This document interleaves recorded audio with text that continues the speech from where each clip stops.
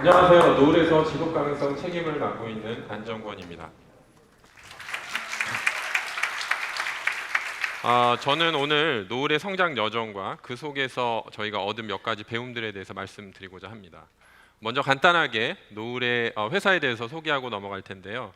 저희는 노을의 정체성을 세 가지 정도로 보고 있습니다.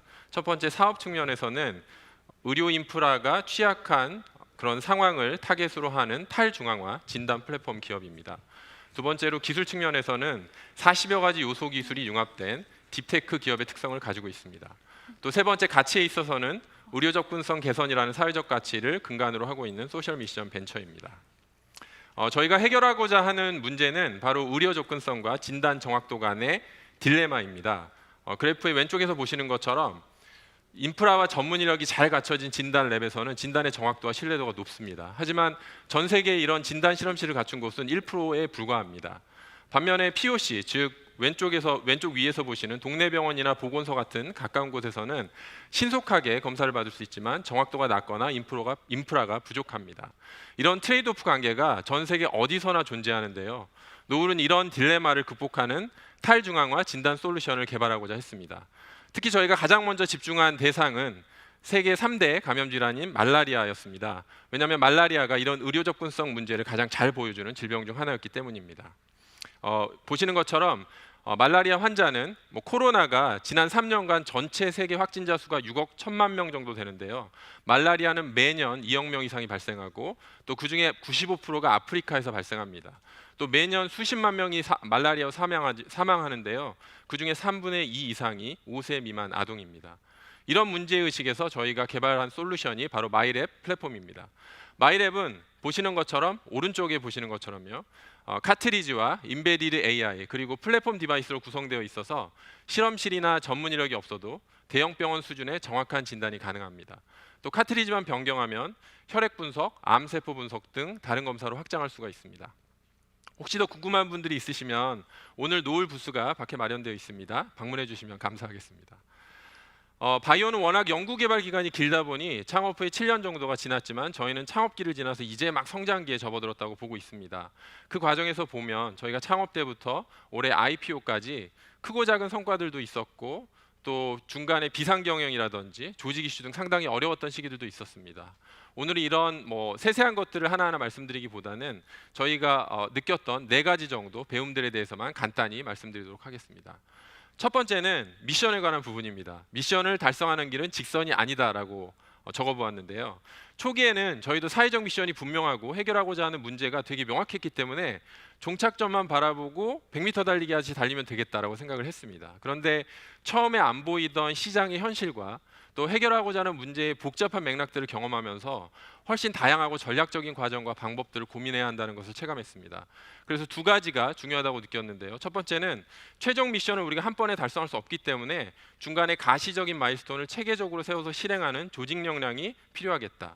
그리고 두 번째는 우리의 미션과 기준이 이거니까 A는 안 되고 B는 된다. 이런 식의 어떤 단선적이거나 당위적인 접근보다는 어떤 선택지가 우리의 미션에 얼마나 기여하고 의미가 있고 또 반대로 어떤 리스크가 있는지를 판단하는 전략적 사고력이 도움이 된다는 것입니다. 그래서 미션이 비즈니스 현실과 괴리되지 않으려면 체계적인 마일스톤 위에서 유연하게 기회들을 잘 활용하는 것이 중요할 것 같습니다. 두 번째는 기술은 도구, 그리고 사회적 임팩트는 결국 고객에게서 실현된다라고 적어보았습니다. 뛰어난 기술을 가진 스타트업들이 시장에서 도태되는 경우들이 있는데요. 우리는 기술이 좋으니까 어떻게든 시장에서 통할 거야 라는 식의 어떤 기술 우월 또는 공급자주의 사고가 이런 리스크를 높이는 것 같습니다.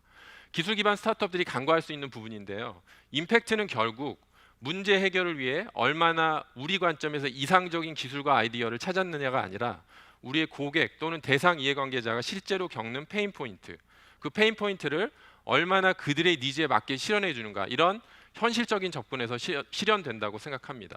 그래서 고객 경험 중심의 사고는 아무리 강조해도 지나치지 않는 것 같습니다. 세 번째는 혼자 가면 빨리 가고 함께 가면 멀리 간다라고 적어보았습니다. 아래 벤 다이어그램에 보시는 것처럼 노을에서는 초반부터 강조했던 것이 회사 대 구성원, 부서 대 부서, 개인 대 개인 간 관계에서 왼쪽에 있는 것처럼 접점이 없는 것보다는 오른쪽처럼 교집합, 즉 저희가 얘기하는 커먼 그라운드를 계속해서 넓히는 것이 우리의 강조점이었습니다. 경영진부터가 CEO가 모든 최종 의사결정을 하는 구조보다는 대다수 사안에서 C레벨 팀 방식으로 집단 지성에 기반한 의사결정을 해왔습니다.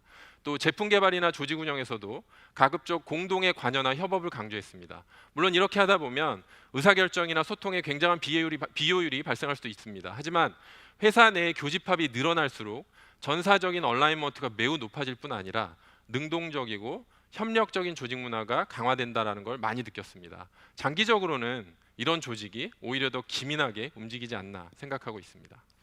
마지막은 동기부여에 관한 부분입니다. 저희는 창업 초기부터 미션과 지속 가능성 철학을 조직 내 내재화하는 데 상당한 에너지를 기울였습니다.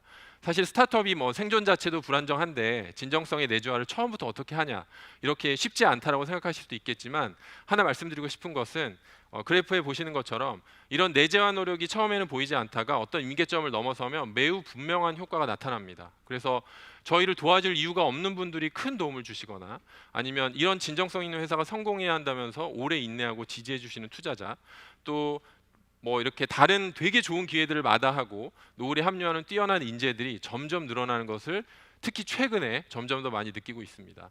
소셜벤처의 강점은 이해관계자들에게 고차원의 동기를 부여하는 가치를 가지고 있다는 점이라고 생각합니다.